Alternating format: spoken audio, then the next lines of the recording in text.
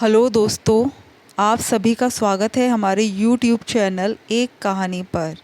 आज हम आपके लिए लेकर आए एक नई कहानी, पर उससे पहले दोस्तों प्लीज़ हमारे चैनल को सब्सक्राइब कीजिए। अरे बहू, तू फिर बैठ गई। कितनी बार कहा है जितना भाग भाग कर काम करेगी उतनी ही जचकी में परेशानी नहीं होगी, लेकिन तू है कि बस आराम करने बैठ जाती है। जा जल्दी से चाय नाश्ता तो ले आ, विमला आई है। हाँ अम्मा जी, थोड़ा थक गई थी तो सुस्ताने बैठ गई। आप विमला जीजी के पास जाइए, मैं अभी चाय नाश्ता लेकर आती हूँ। बहू की बात सुनकर अम्मा जी वापस विमला जीजी के पास आकर बैठ गई।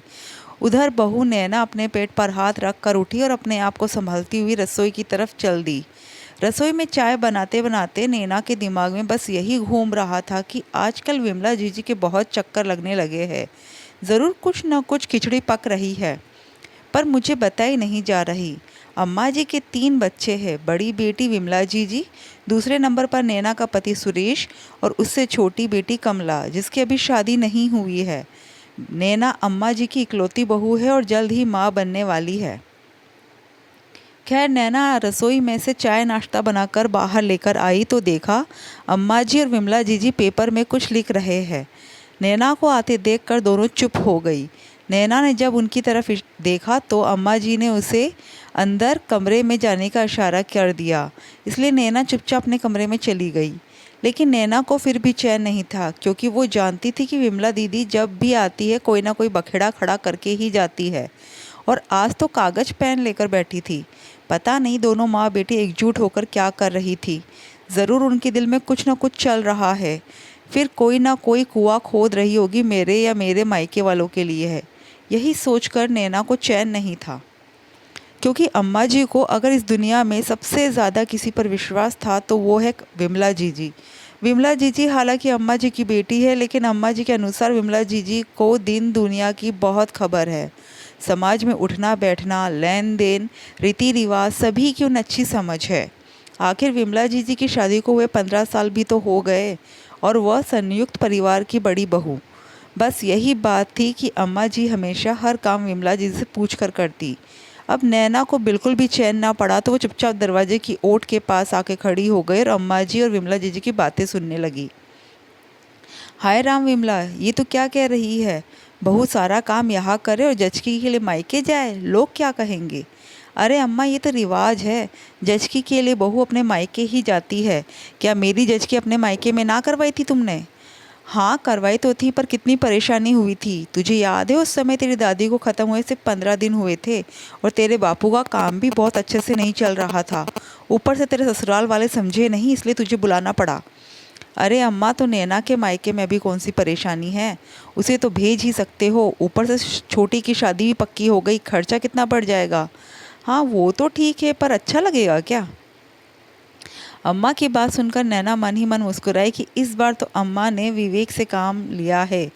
विमला जीजी की बातों में बिल्कुल नहीं आ रही है। अरे अम्मा, अच्छा बुरा कुछ भी नहीं होता, रिवाज तो रिवाज होता है, और फिर इसमें तो पैसों का भी फ़ायदा ही फ़ायदा है। वो कैसे? अरे मेरी भोली अम्मा, मेरी बात ध्यान से सुनो।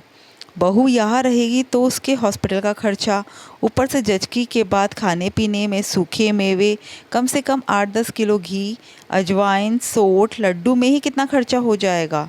ऊपर से बच्चे के खर्चे, मालिश वाली के खर्चे, यहाँ तक कि नहावन कुआं पूजन का खर्चा।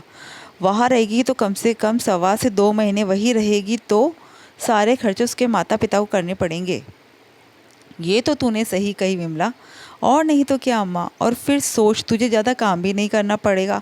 साथ ही साथ समधियों से बच्चे के जन्म की खुशी में पैरावनी भी हम करवा ले लेंगे। नैना के मायके वाले कपड़े अच्छे देते हैं, तो छोटी की शादी में देने के लिए कपड़े भी आ जाएंगे।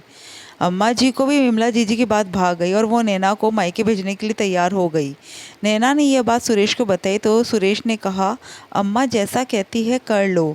नैना को बहुत गुस्सा आया। नैना ने फ़ोन कर अपनी माँ को बात बताई तो उसकी माँ ने बड़े प्यार से कहा, चिंता मत कर, मैं हूँ ना, सब देख लूँगी। दूसरे दिन अम्मा जी ने नैना की माँ को फ़ोन लगाया। इधर उधर की बात करने के बाद फिर वो मुद्दे पर आई। समधन जी, हमारे घर में रिवाज है कि पहला बच्चा अपने ननिहाल में ही होता है, तो आप कब भेज रही है नैना के भाई को सिलवाने के लिए? समधन जी, यह रिवाज तो हमारे यहाँ पर भी है कि पहला बच्चा तो ननिहाल में ही होता है। मैं भी उसी सिलसिले में आपसे बात करना चाहती थी। समधन जी की बात में समर्थन सुनकर अम्मा जी बड़ी खुश हो गई। तो बताइए फिर क्या करना है? कोई अच्छा सा मुहूर्त देखकर आप गोद भराई की रस्म रख लीजिए। हाँ, हमारा कुटुंब थोड़ा बड़ा है तो हमारे परिवार की तरफ से 100-125 लोग शामिल होंगे। आपको भी तो तैयारी करनी पड़ेगी। आखिर बहू के साथ घी, सूखे मेवे, नए कपड़े, गहने यहाँ तक देने पड़ेंगे। उसके बाद ही हमारी बेटी अपने मायके आ सकती है। पर हमने तो ऐसा कोई रिवाज नहीं सुना। नहीं जी, हमारे यहाँ तो ये रिवाज है कि गोद भराई की रस्म के बाद ही बेटी मायके आ सकती है, और यह सब तो देने ही पड़ते हैं। हमारे यहाँ तो ससुराल की तरफ से कितना घी दिया गया है ये भी नाक की बात होती है। अच्छा ठीक है, मैं अपने परिवार से पूछकर बताऊंगी, कहकर अम्मा जी ने फ़ोन रख दिया। अम्मा जी ने उसके बाद विमला जीजी से बात की। मैंने तो ऐसा कोई रिवाज नहीं सुना अम्मा, ये तो भाई के ससुराल वाले थोड़े लालची है। पर कुछ भी हो, एक खर्चे को बचाने के लिए मैं इतना बड़ा खर्चा नहीं कर सकती। 100-125 लोग उन लोगों की तरफ से और 200-300 लोग हमारी तरफ से, ऊपर से खाने पहनने सब चीज़ का खर्चा। ना बाबा ना, इससे अच्छा तो बहू की जचकी हमारे घर पे ही हो जाएगी।